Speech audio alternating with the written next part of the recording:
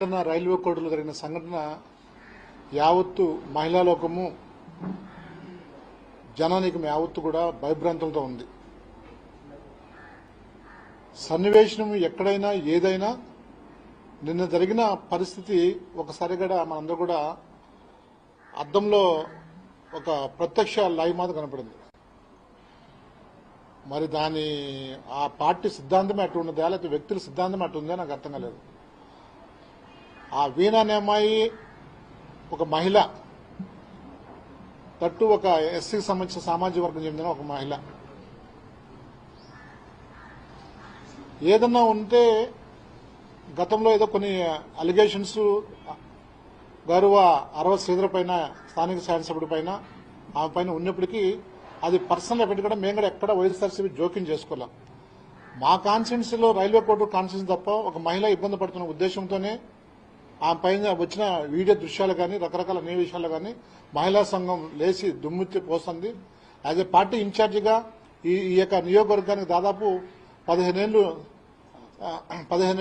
సంవత్సరాలు నేను ఇక్కడ ఒక ఎమ్మెల్యేగా సారథ్యం వహించాను. కాబట్టి ప్రజల తరపున, ముఖ్యంగా మహిళల తరపున నేను తీసుకోవాల్సిన బాధ్యత ఎంతైనా మా పార్టీ పైన, మా పైన ఉంది. కాబట్టి మేము అందరం కూడా మహిళా సభ్యులతో ప్లస్ పార్టీ క్యాడర్తో కూడా మేము ఆ రోజు ప్రొటెస్ట్ చేసినాం గాంధీ భవన్ దగ్గర. సో చేసి అక్కడే దాంతో మేము తర్వాత చట్టాలున్నాయి, కోర్టులున్నాయి, మీడియా ఉంది చూసుకుంటామని చెప్పేసి మేము కూడా ఎక్కడెక్కడ దాని గురించి మేము ముందుకు పోలా, అంటే దాన్ని వదిలేసాం. ఎందుకంటే చట్టం తన పని చేసుకోబోతుంది.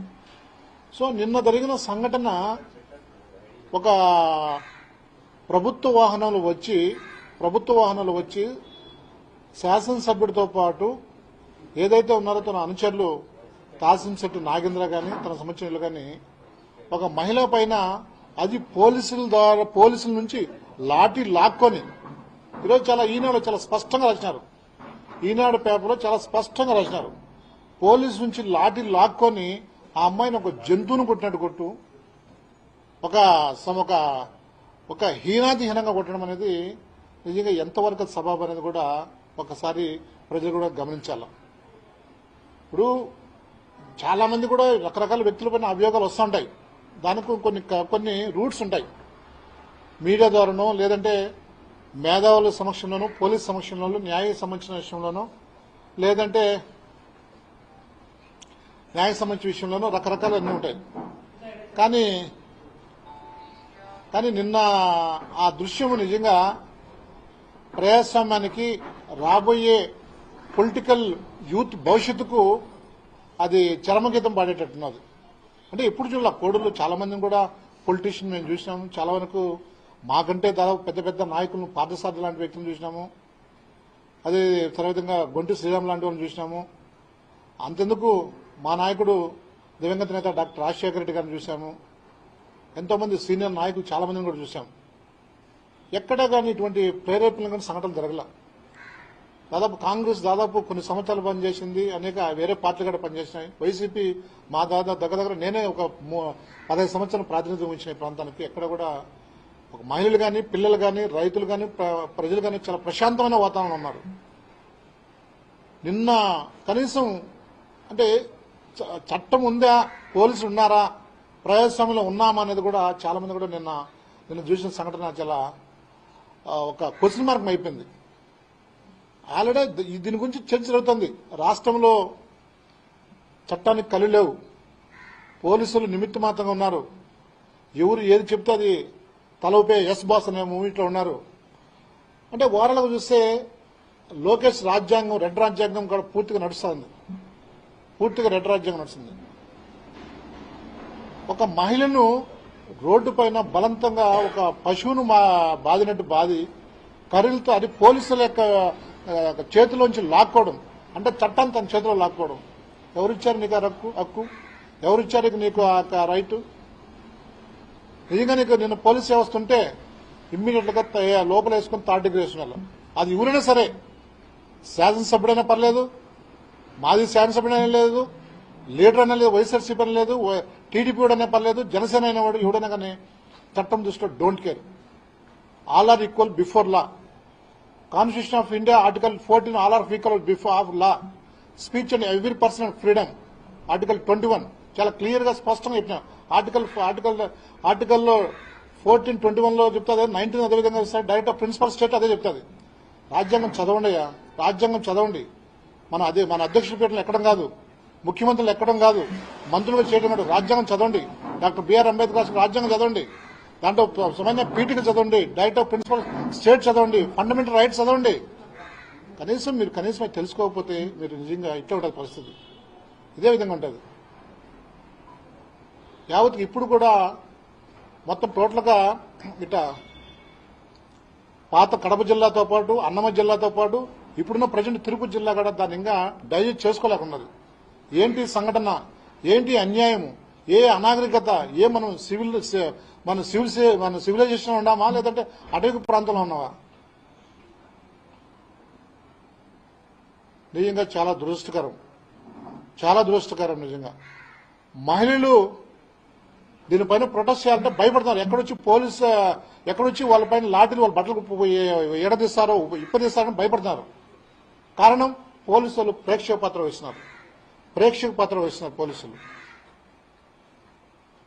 ఈ యొక్క దేశంలో రాజ్యాంగంలో ఒక వ్యక్తిని ప్రతిఘటించే వ్యక్తి స్పాట్ తప్పు చేస్తా ఉంటే నిలదీసే హక్కు ఒక పోలీసులకు ఇచ్చారు రాజ్యాంగం.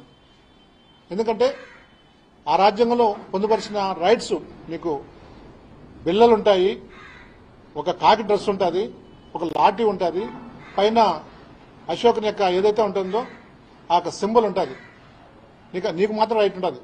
ఎవరికి ఎక్కడే కానీ ఈవెన్ ముఖ్యమంత్రికి ఉండదు, రాష్ట్రపతికి ఉండదు, యూనియన్ మినిస్టర్కి ఉండదు, ఎవరికి ఉండదు, ఒక పోలీస్ వ్యవస్థకి ఉంటుంది. నీ కళ్ళ ముందు తిరిగేటప్పుడు నువ్వు చూస్తా ఏ విధంగా ఉన్నారు పోలీసులు కూడా. వాళ్ళు కూడా దీనిపైన యాక్ట్ 13లో 3లో వాళ్ళని కూడా చేర్చబడాల్సింది కూడా మనం డిమాండ్ చేస్తున్నాం. మాకు వీణా అనే అమ్మాయి అప్రస్తుతం, మహిళ అనే కోణం ఎప్పుడు కూడా వైఎస్ఆర్సీపీ డిమాండ్ ఒక మహిళని కోణం చూస్తున్నాం. ఆ అమ్మాయి ముందు చరిత్ర విధంగా ఉన్నది మాకు అనవసరం. అది ఒక అమ్మాయి రైట్ అడుగుతుంది, నాకు జరిగిన నష్టాన్ని నాకు చేయండి అని చెప్పేసి స్వయంగా పోలీస్ డిపార్ట్మెంట్ పోయింది, స్వయంగా ఆ పార్టీ అధ్యక్షుడు జనసేన అధ్యక్షుడు పవన్ కళ్యాణ్ దగ్గర పోయింది, స్వయాన చంద్రగిరిలో నారావారిపల్లి చంద్రబాబు నాయుడును అడిగింది. బట్ ఫలితం శూన్యం. ఇదే ప్రజాస్వామ్యము, ఇదే రూలింగ్ పార్టీ. ఎక్కడున్నాం మనం? మాటలేమో కోటలు దాడతాయి, నీతులేమో ఇది చెప్తుంది. చెప్పేది శ్రీరంగ నీతులు, చేసేది దొమ్మర గుడిసెలు. ఇది కూటమి పాలన యొక్క నిర్వహణ, ఇది కూటమి పాలన యొక్క పరిపాలన, ఇది కూటమి పాలన మహిళపైన ఉన్న ప్రేమ, ఇది మహిళల పట్ల ఉన్న శ్రద్ధ, ఇది వీళ్ళ యొక్క దొంగ తిరుగుడు. ఎక్కడ పడితే అక్కడ మహిళలకు రక్షించి ఎక్కడ పడితే అక్కడ విపరీతంగా వాడు మన పోతే అక్కడ సూలూరుపే సత్తువేడులో ఒక ఎమ్మెల్యే అరాచకం, నాజిర్ వాడు గుంటూరులో ఒక అరాచకం, వాడు కూన రవికుమార్ సీనియర్ మోస్ట్ శాసనసభ్యుడు శ్రీకాకుళం ఆడొక అరాచకం. నీ కనీసం నీ ఎమ్మెల్యేల పైన, నీ శాసనసభ్యుల పైన, నీ మంత్రుల పైన, నీ యొక్క దీనిపైన నీకు కనీసం నీకు కంట్రోల్ లేకపోతే, నీకు యొక్క నియంత్రణ శక్తి లేకపోతే, ఇంకొక వ్యక్తి స్వయన మహేష్ యాదవ్ పార్లమెంట్ సభ్యుడు రైట్ నౌ, ఇంక చెప్పుకుంటా పోతుంటే పుటాలకు వస్తుంటాయి.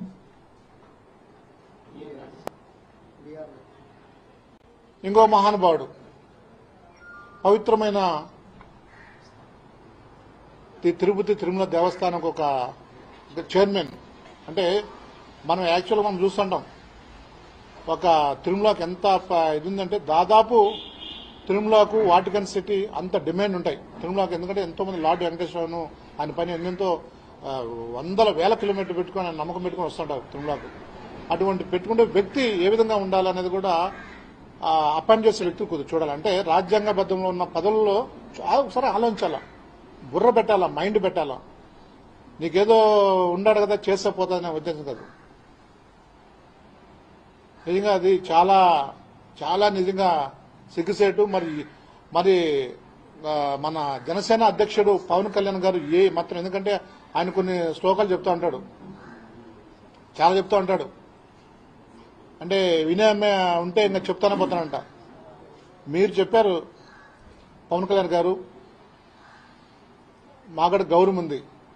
మీరు చెప్పారు మేము అపోజిషన్ ఉన్నప్పుడు 2019-24లో సుగాలి కేసు అని పదే పదే పదే తెస్తున్నారు. 30,000 మంది మహిళలు మిస్ అన్నారు. ఎక్కడ మిస్ అన్నారు? నువ్వు అధికారంలో ఉండవు, direct almost nothing but CM. నువ్వు 30,000 మంది మిస్ అని ఎక్కడ పోయినారు? సుగాలి కేసు ప్రతి పది రిపీట్గా చెప్తున్నావు, నీకు ఉంది కదా అని చెప్తున్నావు. మరి నువ్వు అధికారంలోకి వచ్చావు, దాదాపు 2 సంవత్సరాలు దాటిపోయినావు. సుగాలి ప్రతి కేసుకి కాలని చెప్పి స్వయంగా సుగాలి ప్రీతి వాళ్ళ అమ్మాయి ఎన్నోసార్లు నేను క్వశ్చన్ చేసింది.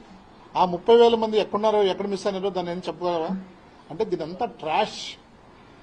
చంద్రబాబు నాయుడు డైరెక్షన్లో, చంద్రబాబు నాయుడు యొక్క సారథ్యంలో ఒక పావుల పవన్ కళ్యాణ్ గారిని వాడుకొని లొకేషన్ జాకీలు పెట్టి స్పైక్ లేపే కార్యక్రమం ఎల్లో మీడియా చంద్రబాబు నాయుడు చేస్తున్నా. ఇది ఎవరు తెలియదు అనుకుంటున్నారా?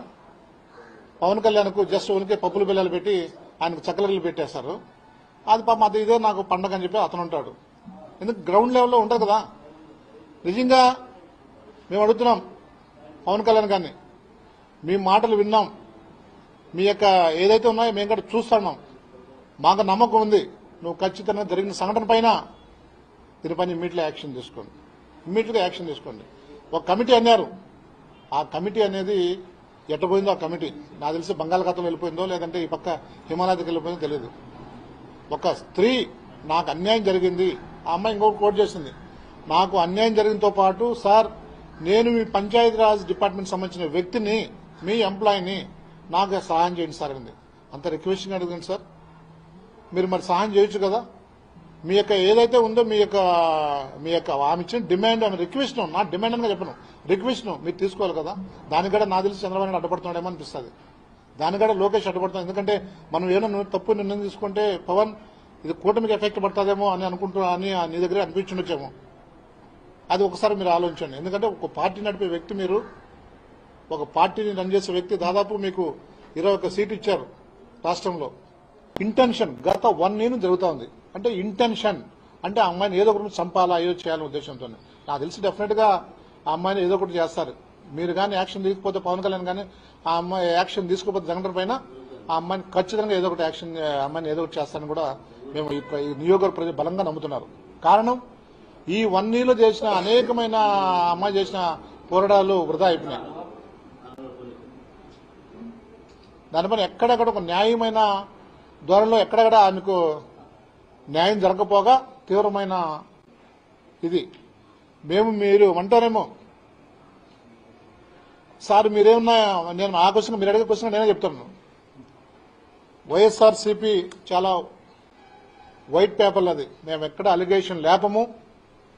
వాళ్ళకు వచ్చిన వేరే పార్టీలో వచ్చిన అలిగేషన్ తీసుకుని మేము యొక్క దాన్ని మేము సొమ్ము చేసుకుని మాకు అలవాట్లేదు. మా నాయకుడు జగన్మోహన్ రెడ్డి గారు చెప్పిన ఏదైతే ఉన్నారో ఆయన యొక్క నిర్ణయం మాకు శిరోధ తీర్పు. క్లీన్ గా ఆయన అంటాడు, కర్మ సిద్ధాంతం ఎవడు చేస్తే వాడే పోతాడు. చాలా సందర్భాల్లో అన్నాడు మమ్మల్ని అందరినీ. అట్లే జగన్మోహన్ రెడ్డి ఎవరిని కూడా తప్పును ప్రేరేపించే వ్యక్తి కాదు. అందుకే మేము ఎక్కడ చాలా మంది మన లాస్ట్ చాలా మంది మిత్రులు సోదరులు టీవీ సంబంధించిన రిపోర్ట్లు అడిగారు, ఇదేమన్నా సంబంధించిన కుట్రతో అంటే కుట్రతో సంబంధించింది దాదాపు 8-9 నెలల ముందు వచ్చింది. అది మేము ఎక్కడ దాని గురించి కనీసం మాట్లాడలేదు. చట్టం తను పని చేసుకుంటుంది, వాళ్ళ పార్టీ వ్యవహారం అంతరంగంగా ఉంటుంది. కానీ ఎప్పుడైతే ఆమె రోడ్డుపైకి వచ్చిందో మాకు అది నియోజకవర్గ ఇన్ఛార్జిగా, ఒక మాజీ ఎమ్మెల్యేగా, ఈ యొక్క పార్టీకి సంబంధించిన వ్యక్తులుగా మాతో పాటు కేడర్తో పాటు ఆ రోజు ప్రొటెస్ట్ చేయాల్సిన అవసరం మాకు ఉంది. కాబట్టి ఆ రోజు చేసేందుకు వదిలేసాం. మేము మనం పట్టించుకోలేదు. ఎందుకంటే చట్టాలు ఉన్నాయి, మీడియా చూసుకుంటుంది అని నేను. కానీ నిన్న జరిగిన సంఘటన చూస్తే ఇంకా ఇంతటితో ఇట్లా ఆగే పరిస్థితి లేదు. రోజు రోజుకు ఇప్పుడు నిన్న వీణాన్ని కొట్టొచ్చు, రేపు ఇంకొక రాణిని కొట్టొచ్చు, ఇంకొక లేకపోతే సుబ్బదాన్ని కొట్టొచ్చు, లేదా ఇంకొక చాముండేశ్వరిని కొట్టొచ్చు, లేదా ఇంట్లోకి దూరి డైరెక్ట్గా కొట్టొచ్చు నీకు. ఎందుకంటే పోలీసు పైన నమ్మకం పోయింది. కేసు కట్టేంత మాత్రాన అది ప్రజల్లో ధైర్యం వస్తుంది అనుకోవద్దు. కేసు కట్టి ఇమ్మీడియట్గా మీరు కంట్రోల్ తీసుకోవాలి, అరెస్ట్ చేసుకోవాలా, హ్యాండ్ ఓవర్ చేసుకోవాలా, 3rd degree పెట్టాలా. 3rd degree పెట్టిన తర్వాత ఎందుకు ఇది చేసామనేది మీకు ప్రాక్టికల్ గా జనాలు చూస్తారు. కాబట్టి మీరు దానిపైన తగిన శిక్ష జరిగితే అప్పుడన్నా కూడా కొద్ది కోడూరు నియోజకవర్గము శాంతిస్తుంది, అన్ని పార్టీలు కూడా శాంతిస్తుంది కూడా మేము మిమ్మల్ని రిక్వెస్ట్ చేస్తున్నాం.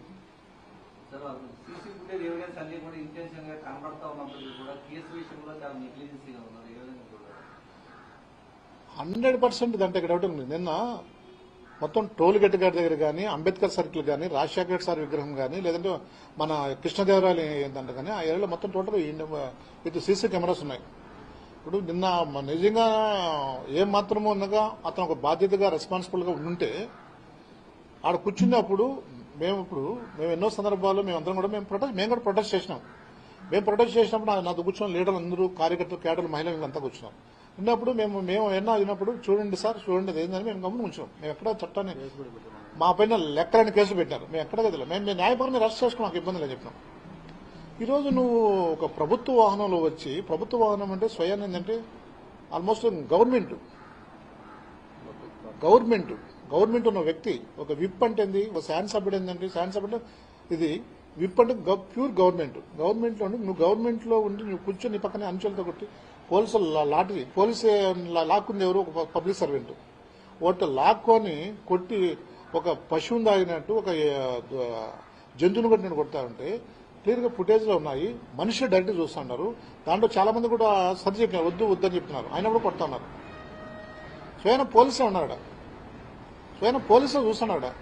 ఎందుకంటే ఇదే ఉంటుంది కాబట్టి దాన్ని అన్ని కూడా మీరు పనులు తీసుకోవాలా. ఒకటి సీసీటీవీ ఫుటేజ్ ఉంది, పోలీస్ యంత్రాంగం ఉన్నది, సామాన్య మనుషులు ఉన్నారు, మీడియా మిత్రులు ఉన్నారు. ఇది చేస్తా అంటే కనీసం నిమ్మక నీతుండడం చాలా ఇది. అందుకే మేము పవన్ కళ్యాణ్ గారిని మేము రిక్వెస్ట్ చేస్తున్నాం. పవన్ కళ్యాణ్ గారిని దాని పని ఇమ్మీడియట్ గా యాక్షన్ ఉండాలి. ఇమ్మీడియట్ గా యాక్షన్ లేకపోతే మీకున్న ఏదైతే మీరు పార్టీ పెట్టుకున్న తర్వాత కొన్ని ఆశయాలతో మీరు వస్తారు. మీరు ఆశయాల్లో ఇటన్నీ నీళ్లు పోసినట్టు, పార్టీ ఆవిరైపోయినట్టు, ఎక్కడ మహిళల్లో కానీ యూత్లో కానీ నమ్మకం పోతుంది. ఏ ఒకరి కోసం ఇద్దరి కోసం ఇది కాదు. ఒక మహిళ, మేము ఎప్పుడు కూడా ఆమె పలానా వ్యక్తి పలానా మేము ఆ దూరం చూడాలి. ఒక మహిళా కోణం చూసినాం. ఒక మహిళా కోణంలో అంత దౌర్జన్యము, అంత అటవీక రాజ్యము, అన్సివిలైజ్డ్ గా ఉన్నామంటే మనం ఎక్కడ పోతున్నాము, ఎక్కడ ఏం చేస్తున్నాము ఇది కాదు. అంటే దీన్ని బట్టి చూస్తే రాష్ట్రంలో ఎక్కడే కానీ ముట్టగొట్టట్లుగా శాంతి భద్రతలు మొత్తం టోటల్ గాలి వదిలేసినారు. ఇష్టం వచ్చినట్టు వీళ్ళు ఎవరైతే వాళ్ళు టార్గెట్ చేసి కొడుతున్నారు. ఎప్పుడు కంట్రోల్ అవుతుంది, ఎప్పుడు ఇది అవుతుంది? పోలీస్ వ్యవస్థ సరిగ్గా పనిచేసినప్పుడు, ఇంటెలిజెన్స్ వ్యవస్థ సరిగ్గా పనిచేసినప్పుడు అవన్నీ కూడా సక్రమ మార్గంగా ఉంటాయి. ఆ ఎన్నిక ఎవరు కంట్రోల్ ఉంటాయి? స్వయం గవర్నమెంట్ కంట్రోల్ ఉంటాయి. అంటే చంద్రబాబు నాయుడు కానీ, హోమ్ మినిస్టర్ కానీ ఇలా పరిధిలో ఉంటాయి. మీకు ఇంకంటే దీన్ని బట్టి మొత్తం టోటల్ గా లాండ్ ఆర్డర్ గాలి వదిలేసినారు. మొత్తం సిస్టమ్ జిన్నాభిన్నం చేసినారు. మొత్తం సిస్టమ్ అంతా మీ హ్యాండ్ ఓవర్లో మీ వాళ్ళ చేతికి ఇచ్చేసినారు. అది జరుగుతున్న పరిస్థితి.